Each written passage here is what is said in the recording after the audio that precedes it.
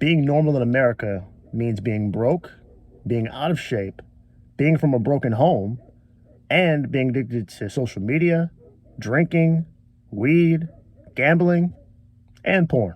Ask yourself, do you really want to be normal in America? The social side of us often wants to be part of the crowd, and that's a normal part of our human experience.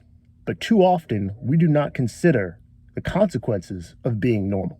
Everywhere you look, you see someone who's not happy with their lot in life, yet they consider themselves normal. The only conclusion I can draw from that is there's nothing good about being normal in a society that normalizes things that aren't good for us. So let's talk about the road less traveled. Let's talk about how you break away from normal. What are the steps? My number one piece of advice to you would be to go old school. Pick up your phone and start deleting all of those apps that you spend all that time on that doesn't serve you at all. YouTube might be the one exception, and that's only if you're actually going to spend some time learning some things that are productive. If not, get rid of that too.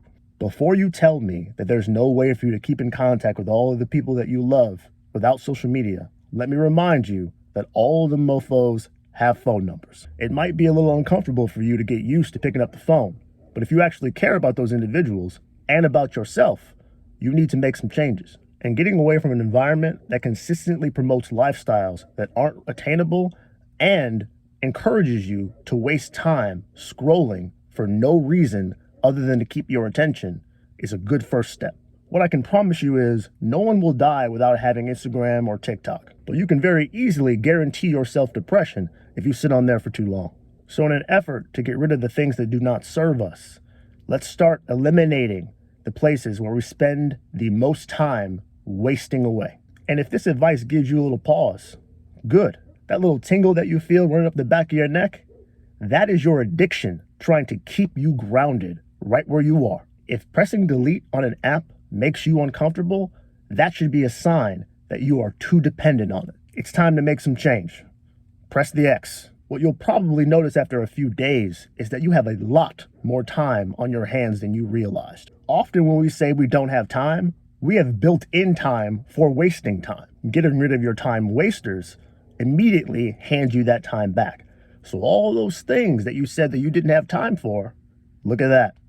There's time now. And with all that time, the next thing you're going to do is start writing things down. When I say write things down, I mean physically write them with a pen or pencil. I do not mean typing notes on your phone. Your phone, as we've seen with social media, is a black hole, a never-ending abyss that serves only to swallow up all of your good ideas and make sure they never see the light of day. Do not for 1 second think that when you put a note in your phone, that is the same thing as making a plan. It is not. Go grab you a spiral notebook, get a pen, and start writing things down every single day that you want to accomplish. No, I am not kidding. I do this myself every single day now. After only doing this for a few days, guess what I've noticed? A lot of the behaviors that used to be hidden by my inaction because no one else could see it have been illuminated by this very book. So much so that some of my behaviors have even changed because I don't want to have to look myself in the mirror and admit that I falter, because I know I'm going to have a reckoning, a come to Jesus moment with myself and say, yeah, you messed that up. I learned this from my wife. There's something very powerful about physically writing things down. Something about you putting pen to paper and actually spelling out the words that you mean in your mind creates a connection that is just not created when you type things on a keyboard. I don't have a good scientific explanation for it, but I believe that it does help with your memory and with your long-term ability to keep that plan. So get in the habit of writing things down every single day and start to write things down that are measurable. If you want to accomplish something by the end of the year, every single day you need to be writing something that shows your measured progress toward that goal. This is not only going to keep you accountable, but it's also going to show you a very clear roadmap of the things that you've done to get yourself to where you are. This allows for you to see where you've gone wrong more easily so that you can adapt faster and waste less time. Are you seeing a theme here? We're not trying to waste time. So get in the habit of writing things down and being honest with yourself about how you're progressing.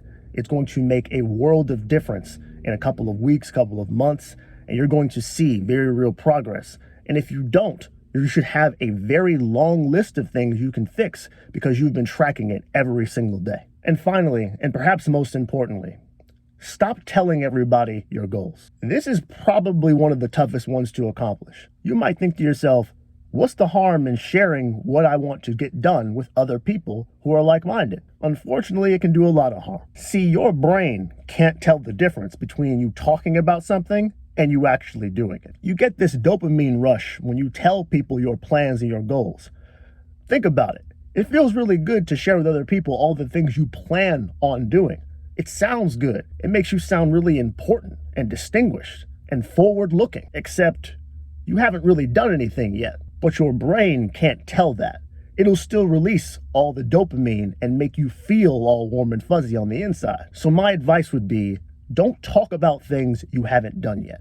Just go do them. The real dopamine hit comes from the action, not the talk. Society has conditioned us to accept quick dopamine hits in the place of action. That's why it's so popular to make New Year's resolutions and no one ever gets them done. If we're going to be honest with ourselves, we have to admit that follow-through is not one of our stronger characteristics. So to avoid being one of those people who talks a big game from the couch, just be quiet and go get it done. Trust me, the people you want to know will know when they see you working. So let your actions speak for you and go accomplish the things you say you want to accomplish. If you can do those three things, get out of the revolving door of social media, start to write things down consistently on a daily basis, and being quiet and keeping to yourself about the goals that you want to accomplish, you are going to notice that you are going to be leaps and bounds ahead of the person that you were just a few years ago. And as a natural consequence, you're going to think of even more things you can tweak to make better. Now, I don't want to give you false hope.